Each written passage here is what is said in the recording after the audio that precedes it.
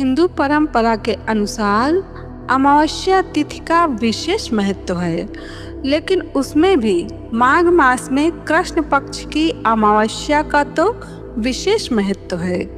मौनी अमावस्या को पुराणों में महापर्व कहा गया है, क्योंकि इस अमावस्या पर किए गए स्नान दान से महापुण्य मिलता है। मौनी अमावस्या पर पूजा पाठ, व्रत, दान, स्नान का विशेष लाभ होता है और उसमें भी मौन रहकर स्नान करने का सर्वश्रेष्ठ महत्व है। और इस दिन दान करने से कई यज्ञों का फल मिलता है। तीर्थ स्नान करने से कभी पुण्य खत्म नहीं होने वाला पुण्य मिलता है। तो तीर्थ स्नान यानी कि संगम के तट पर स्नान करने से कभी खत्म नहीं होने वाला पुण्य मिलता है साधारण दिनों में, मौनी अमावस्या के दिन। लेकिन इस बार तो और भी विशेष है, क्योंकि इस बार महाकुंभ है और इस अवसर पर जो स्नान करेगा, शाही स्नान पड़ रहा है मौनी अमावस्या के दिन। इस दिन स्नान करने वाले व्यक्ति को तो ऐसा पुण्य मिलेगा जो कभी भी उसके पुण्य का प्रभाव खत्म नहीं होगा। तो जो लोग वहां जा सकते हैं वो लोग जाकर स्नान अवश्य करें, और जो लोग नहीं जा सकते हैं तो भी चिंता करने की इतनी आवश्यकता नहीं है, क्योंकि माघ मास में सभी जल गंगा जल के समान होता है। इस दिन पवित्र नदियों में स्नान करने वाला मनुष्य समृद्ध, स्वस्थ और सभी दुखों से मुक्त हो जाएगा। सभी लोग गंगा जी तो नहीं जा पाएंगे, तो घर पर ही नहाने के पानी में गंगा जल डालकर स्नान कर लें। तो इस प्रकार घर बैठे ही गंगा स्नान का पुण्य प्राप्त हो जाएगा। अब देखिए पुराण क्या कहते हैं। नारद पुराण में वर्णन है कि मौनी अमावस्या के योग में किया गया दान महापुण्यदायी होता है। यानी इस तिथि में किए गए दान से हर तरह का शुभ फल मिलता है। और मौनी अमावस्या पर किए गए श्राद्ध से पितरों को तृप्ति मिलती है। यहाँ पर ध्यान दीजिए, श्राद्ध को सुनकर घबराइए मत। श्राद्ध का मतलब है कि अमावस्या के दिन, और इस बार तो मौनी अमावस्या है तो जरूर से ये कर लेना है। क्या करना है?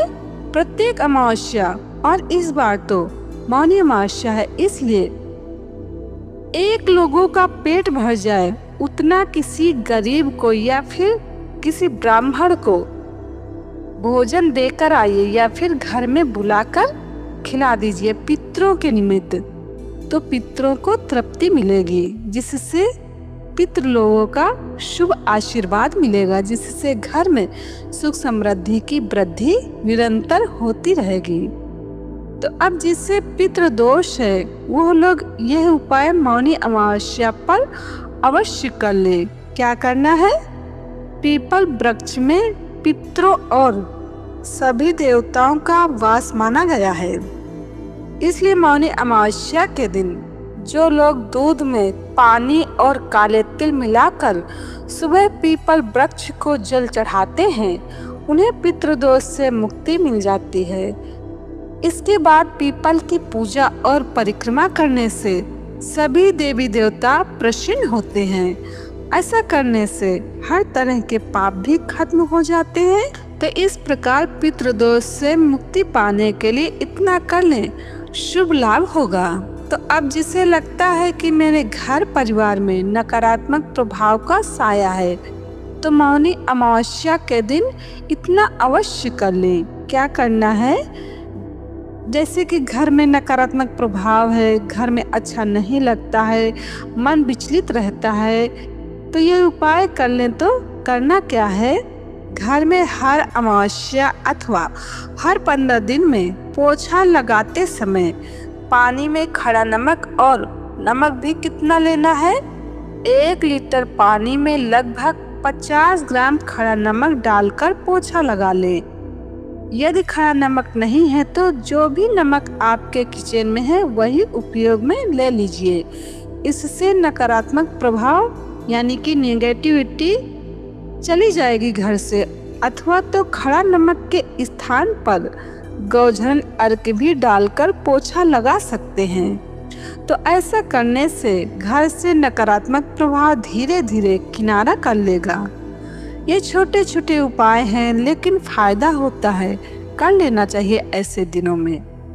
ध्यान देने की बात है कि जब भी अमावस्या हो, चाहे वो किसी साधारण दिन हो या फिर सोमवार के दिन हो या फिर मौनी अमावस्या हो, कोई भी अमावस्या हो, विष्णु पुराण में वर्णन है कि अमावस्या के दिन वृक्ष, लता आदि को बिल्कुल भी नहीं काटना चाहिए।